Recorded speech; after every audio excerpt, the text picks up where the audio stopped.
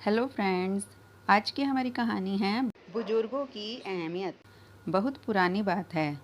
सुंदरगढ़ नामक एक राज्य था जिसका राजा सुमंत बहुत धन लोलुप था।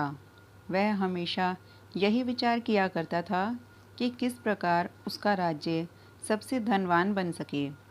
इसके लिए वह नए नए तरीके सोचा करता था, नए नए नियम लागू किया करता था। उसकी प्रजा भी उससे बहुत परेशान रहती थी। एक दिन उसने सोचा कि यह बुजुर्ग लोग उसके राज्य के लिए बोझ हैं। यह कोई काम तो करते नहीं हैं, बस बैठे बैठे खाते हैं। इनकी दवा, इलाज और सुविधाओं पर जो खर्च होता है वह अलग। इसलिए उसने घोषणा कर दी कि उसके राज्य में 60 साल से ऊपर का कोई व्यक्ति नहीं रहेगा। जिनके घरों में 60 साल से ऊपर के लोग हैं वह उन्हें जंगल में छोड़ आएं। प्रजा के कुछ लोगों को राजा का यह आदेश बहुत पसंद आया, लेकिन कुछ लोगों को राजा का यह आदेश बहुत बुरा लगा। इस अवस्था में जब बुजुर्गों की सेवा की जानी चाहिए, तब राजा आदेश दे रहा है कि उन्हें जंगल में छोड़ दिया जाए। लेकिन राजा के आदेश की अवहेलना कौन कर सकता था। लोगों ने राजा के आदेश का पालन किया। राजा सुमंत के राज्य में ही एक लड़का अपनी बूढ़ी माँ के साथ रहता था। लड़का अपनी माँ से बहुत प्यार करता था। इस आदेश से उसे बहुत पीड़ा हुई, लेकिन राजा की आज्ञा का पालन करना अनिवार्य था। इसलिए वह अपनी बुजुर्ग और असहाय माँ को कंधे पर लाद कर जंगल की ओर चल दिया। रास्ते में चलते हुए उसकी माँ झाड़ियों से लकड़ियाँ तोड़ तोड़ कर रास्ते में डाल रही थी। यह देखकर लड़के ने अपनी माँ से पूछा, माँ यह क्या कर रही हो? माँ ने जवाब दिया, बेटा वापसी में तुम रास्ता ना भूल जाओ, इसलिए मैं यह लकड़ियाँ डाल रही हूँ। माँ के प्रेम को देखकर लड़का फूट फूट कर रो पड़ा। उसने निश्चय किया कि वह अपनी बूढ़ी माँ को जंगल में नहीं छोड़ेगा।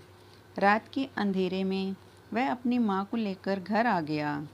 घर के आंगन में खुदाई करके उसने एक गुफा बना दी जिससे किसी को पता न चले। उसकी माँ उस गुफा में रहने लगी।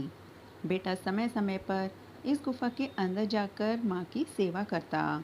थोड़े समय बाद उस राज्य की धन संपत्ति को देखकर एक शक्तिशाली पड़ोसी राजा ने सुंदरगढ़ पर हमला कर दिया। इस युद्ध में सुंदरगढ़ की हार हुई। राजा सुमंत बंदी बना लिए गए। पड़ोसी राजा ने घोषणा की कि सुंदरगढ़ राज्य का कोई भी नागरिक अगर मेरे 2 प्रश्नों के उत्तर दे दे तो मैं सुंदरगढ़ राज्य और राजा सुमंत को भी छोड़ दूंगा। पूरा राज्य प्रश्न सुनने के लिए उमड़ पड़ा। राजा ने एक शीशे का छोटा सा बर्तन दिखाते हुए कहा, इसे कद्दुओं से भर दो। लोगों ने उस बर्तन को देखा और कहा, इस छोटे से बर्तन में तो एक कद्दू भी नहीं आ सकता। राजा ने जवाब देने के लिए 7 दिनों की मोहलत दी, लेकिन किसी को जवाब नहीं सूझ रहा था। वह लड़का भी वहाँ पर था। रात में जब वह अपनी माँ के पास गया तो उसने माँ को सारी बात बताई। माँ ने उससे कहा कि शीशे के बर्तन में मिट्टी भरकर उसमें कद्दू के बीज डाल दो। 3-4 दिन में जब वह बीज उग आए तब उन्हें राजा के पास ले जाना। लड़के ने वैसा ही किया और सचमुच 4 दिन बाद शीशे का वह बर्तन कद्दू के छोटे छोटे पौधों से भर गया। लड़का बर्तन लेकर राजा के पास गया। अपने प्रश्न का उत्तर पाकर राजा बहुत प्रसन्न हुआ। फिर उसने दूसरा प्रश्न किया, एक जैसी दिखने वाली 2 गायें एक साथ खड़ी हैं, उनमें से माँ बेटी की पहचान कैसे करोगे? यह प्रश्न भी बड़ा कठिन था। इसका भी जवाब किसी को नहीं सूझ रहा था। इस बार राजा ने 3 दिन की मोहलत दी। लड़का फिर माँ के पास पहुँचा और माँ को सारी बात बताई। माँ ने बताया कि दोनों के सामने घास डालो।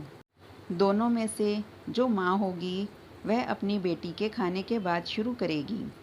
लड़के ने राजा के सामने माँ के बताए अनुसार दोनों गायों में माँ बेटी की पहचान कर दी। पड़ोसी राजा ने अपने वादे के अनुसार राजा सुमंत और राज्य दोनों को मुक्त कर दिया। राजा सुमंत बहुत प्रसन्न हुए। उसने लड़के से पूछा, तुमने दोनों प्रश्नों के उत्तर कैसे दिए? लड़के ने कहा, महाराज, यदि आप मुझे अभय दान दें तो मैं बताऊंगा। राजा ने उसे आश्वासन दिया। तब लड़के ने बताया कि ये उत्तर उसे अपनी माँ से पता चले हैं। राजा को बुजुर्गों की अनुभव की अहमियत पता चली। उसे अपनी भूल का एहसास हुआ और उसने अपनी आज्ञा वापस ले ली। अब राजा ने आज्ञा दी कि उसके राज्य में बुजुर्गों की सेवा और सम्मान होना चाहिए।